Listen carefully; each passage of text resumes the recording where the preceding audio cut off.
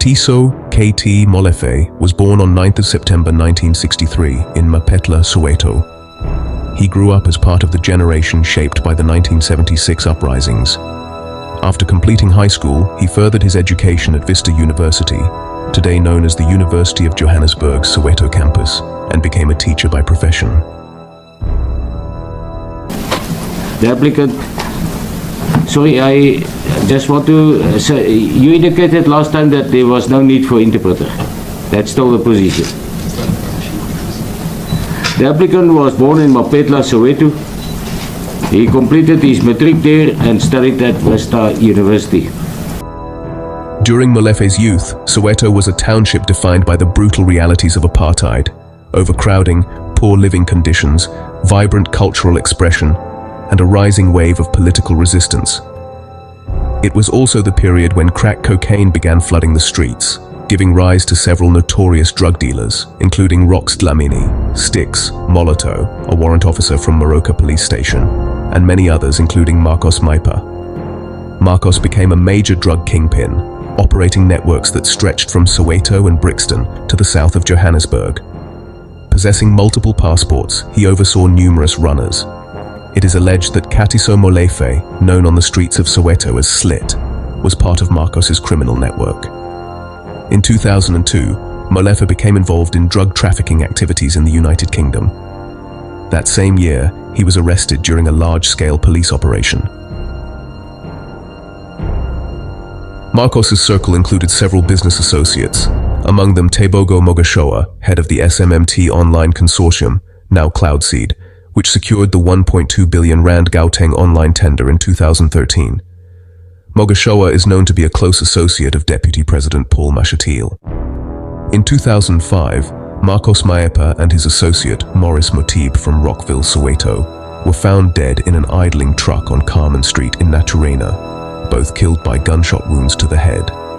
They were reportedly on their way to hide drug manufacturing equipment in Kibla Park, allegedly stolen from another drug lord.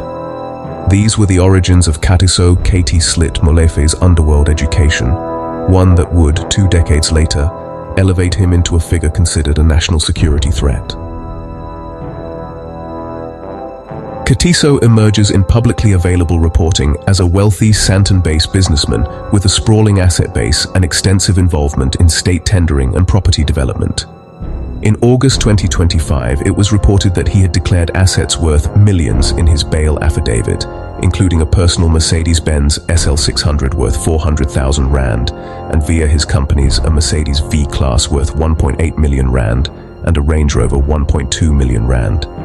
He also stated that he owned a home in Sandhurst worth 17 million rand and another property in Winchester Hills around 3 million rand. As a businessman, Molefe's activities included companies such as Sebastian Investissements et Logistique, which in October 2025 was reported to have become one of the investors in a multi-billion rand airport project in a failing municipality. These investments suggest he maintained significant commercial reach even as criminal investigations were mounting. From the bail applications and media coverage, it becomes clear that Molefe sought to present himself as a legitimate businessman. He claimed a monthly income, through multiple business interests, of about 200,000 rand, and emphasized that he was not a flight risk since much of his wealth and property were in South Africa, even though he had multiple passports. Beyond mere business deals, the narrative around Molefe introduces his alleged deep involvement in a criminal syndicate ecosystem.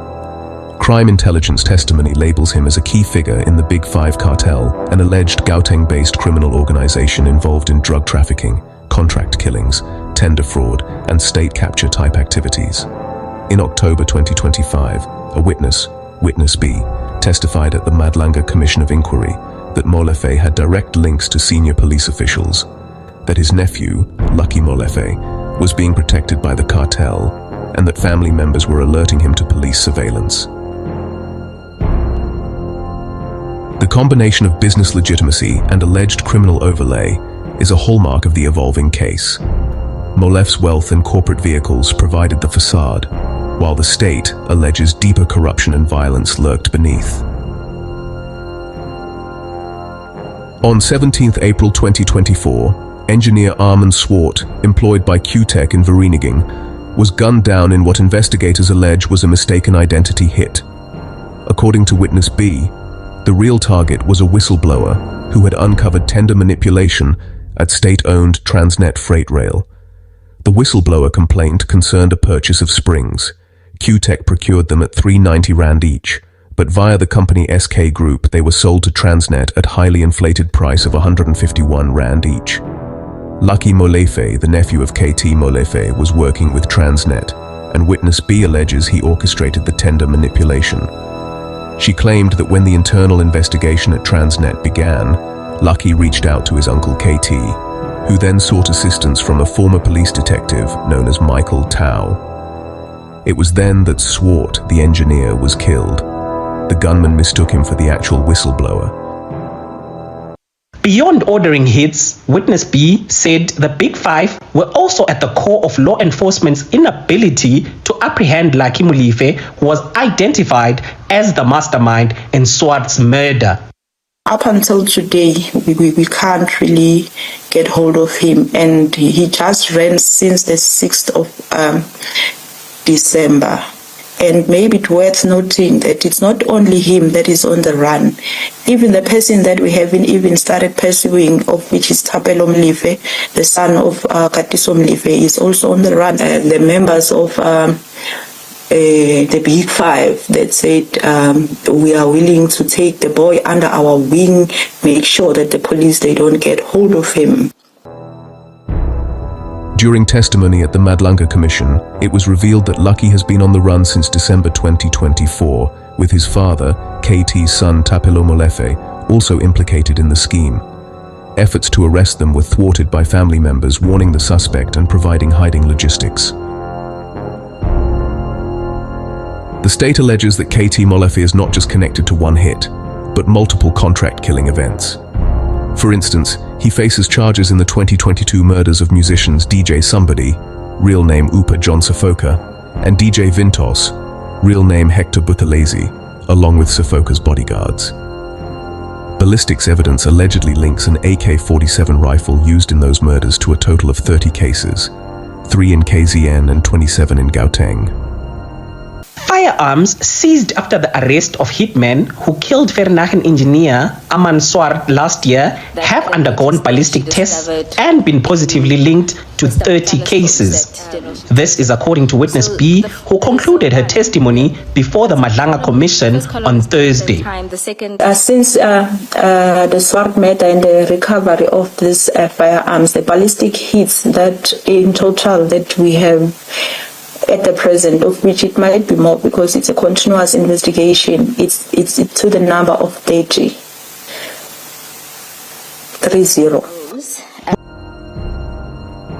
Moreover, investigative reporting draws connections between Molefe, his company interests, and further tender deals, notably an airport bid that his company pledged billions toward in a 200 billion Rand project in a failing municipality.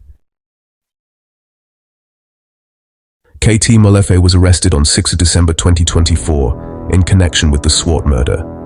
His bail journey has been protracted. In August 2025, bail was contested, with state fearing witness intimidation.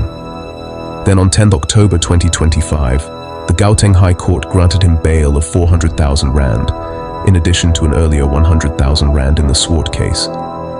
State witnesses claimed that his release may destabilize investigations, destroy evidence, or endanger witnesses. Testimony before the Madlanga Commission suggests KT Molefe and his network penetrated law enforcement structures. In one incident, CCTV footage showed that a subordinate of Deputy National Police Commissioner Shadrach Sibia visited Molefe's mansion, carrying out a white paper bag 10 days before Molefe's arrest. The picture is like he just came in to collect something that was already packed and waiting for pickup. 10 days after Nkosi's visit to Molefe's home, Molefe was arrested by members of GCI Ops and the Political Killings Task Team in a takedown operation that was riddled with interference by the Hawks. Another witness testified that during a search and seizure operation, Hawks officers said they were sent by their General National Head, identified as Godfrey Lebeya. The Madlanga Commission is examining whether organized crime syndicates like the Big Five cartel have captured portions of the justice chain. Molefe's case anchors much of that inquiry.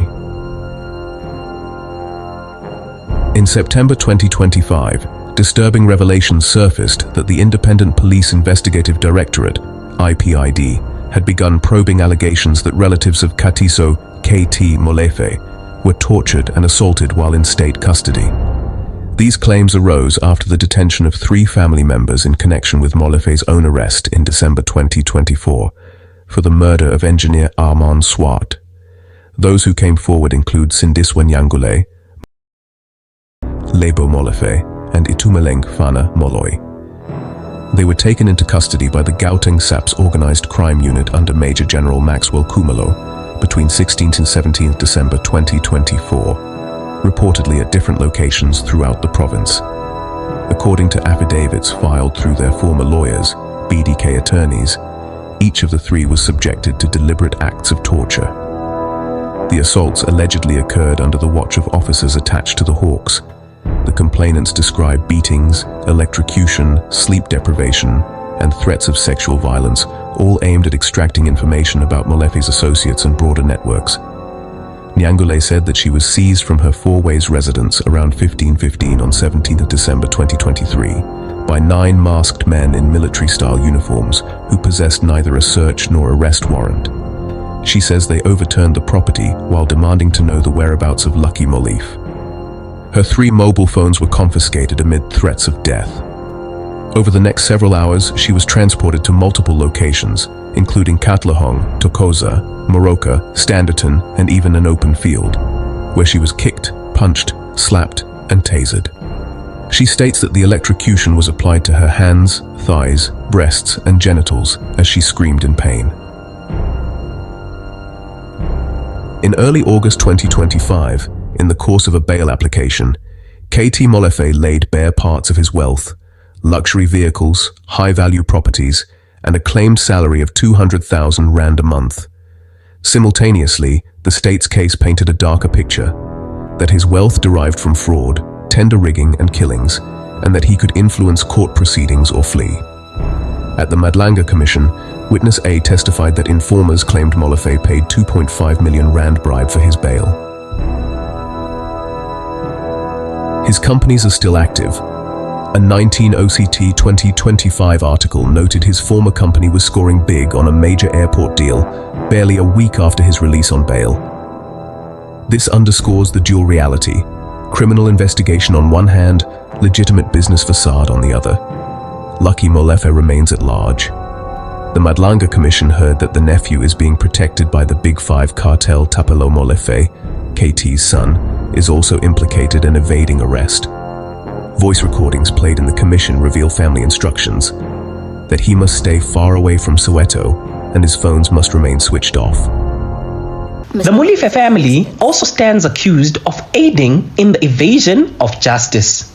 An audio recording of Fundiswa Molefe, Katiso Molefe's partner, instructing Lucky and Tapelo on how to stay one step ahead of the police was played before the commission. Witness B. Lebo, ngicela uhambe utshela uTshepo ukuthi he must stay far away from Soweto and angayi emsebenzini until further notice. Akumele angatholakale anyway. Amafoni wakhe mawahlale off. Everything that has got to do naye ayingatholakali until further notice. Ilawyer isho kanjalo and nabo bhuti basho kanjalo bathi nje makanyamalale angatholakali. If akanandawo yokuhlala bazomorganizela indawo yokuhlala ukuthi hamba uhlala somewhere for a while. The Molefe saga is more than one man's criminal activity. It illustrates how business, state contracts, policing and organized crime intertwine in South Africa. His alleged mobilization of hit squads, use of luxury assets as front, and infiltration of law enforcement align with the larger narrative of the Big Five cartel's operations. The Madlanga Commission explicitly places this case within its investigation of the capture of the justice system. The story of Katiso Slit Molefe is not simply the rise and fall of a businessman. It is a damning portrait of how power, money, and political access can distort the rule of law. And a story of contradictions just like the one of Yanga Baranyalara, a teacher who turned into a gang boss, From questionable tender gains to violent criminal accusations, the pattern is clear. Molefe operated in an environment where authority was negotiable, accountability was optional, and state institutions were liable in the hands of those who knew how to exploit them. His network, involving family, business partners, and politically connected allies, thrived on blurred lines between legitimacy and organized crime. South Africa is left with an uncomfortable truth. Molefe is not an exception, but a symptom. Until the country confronts the rot that rewards individuals like him, history will keep repeating itself, with different names, the same crimes, and the same broken institutions. And so the central question remains: when is our police service going to be parallel with our justice system?